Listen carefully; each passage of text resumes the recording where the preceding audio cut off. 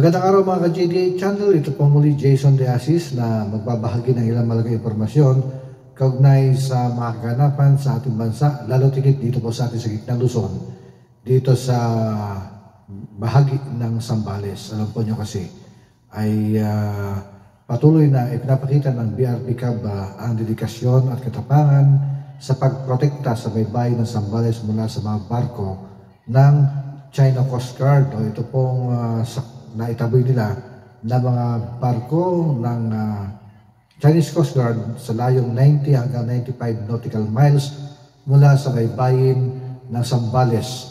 Ito ay patuloy po na walang pagod na pagbabantay at tapang ng matauhan ng BRP-CAB na patuloy na binabantayan ang kilos ng Chinese Coast Guard at nag-i-issue ng oras-oras na radio challenges upang ipahayag na ang presensya ng China ay lumalabag sa Philippine Maritime Zones Act, sa United Nations Convention on the Law of the Sea at sa 2016 Arbitral Award. Alam po ninyo ay pinalitan ng barkong Chinese Coast Guard 3103 ang CCG 3304 upang ipagpatuloy ang illegal na patrolya ng China at tila sinasamahan ito ng CCG 5901 na kilala bilang Chinese Monster Ship.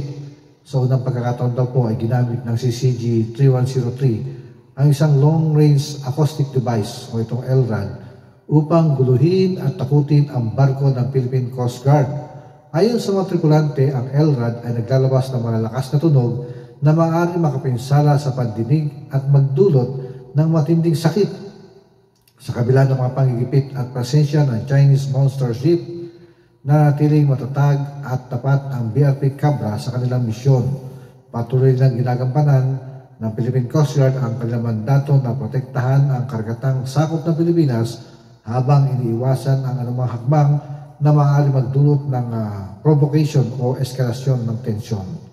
Sa ating pong opinion, ang ipinapakitang katapangan ng BRP-CAB at ng Philippine Coast Guard ay isang malinaw na patunay ng dedikasyon ng ating gobyerno sa pagtatanggol sa soberenya ng Pilipinas. Sa kabila ng mga hamon, malinaw na pinangangalaga ng ating pamahalaan ang interes ng bansa, lalo na sa usapin ng maritime security.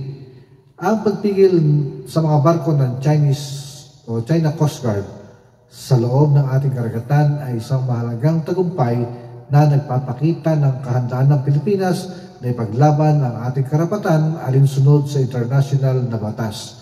Ang paggamit ng mga radio challenges upang igiit ang ating soberenya kasabay ng maingat na pag-iwas sa eskalasyon ay isang balanseng estratehiya na nagpapakita ng diplomasyang sinusuportahan ng matatag na aksyon.